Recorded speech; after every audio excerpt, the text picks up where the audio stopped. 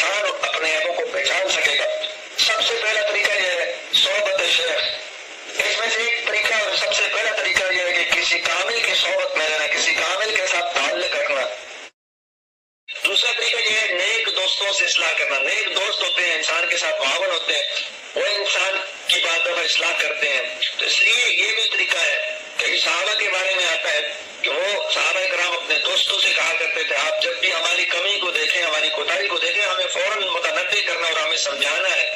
تو یہ چیزیں ہوتی ہیں، انسان جب اپنے نیک دوستوں کو بتاتا ہے، نیک دوست اس کی اصلاح کرتے ہیں، اس کو بتاتے ہیں آپ یہاں غلطی کر رہے ہو، تو یاد رکھیں اس کی وجہ سے بھی انسان کی اصلاح۔ تیسرا طریقہ یہ ہے انسان اپنے دشمنوں سے اصلاح کرے، اپنے عیبوں کو اپنے دشمنوں کی وجہ سے پہچانے۔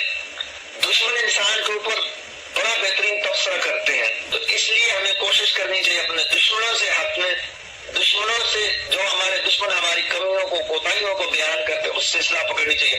پھر چوتھا طریقہ یہ ہے دوسروں سے عبرت پکڑنا، دوسروں کی غلطیوں سے انسان عبرت پکڑے۔ اگر کوئی بندہ کوئی غلطی کرے تو انسان عبرت پکڑے کہ میں نے آج کے بعد ایسا کام نہیں کرنا۔ اس لیے فرمایا السعید من وضع لغیرہ، سعید خوشبخت وہ ہوتا ہے جو دوسروں سے عبرت پکڑے، اور شقی وہ ہوتا ہے جو خود پر گزرتی ہے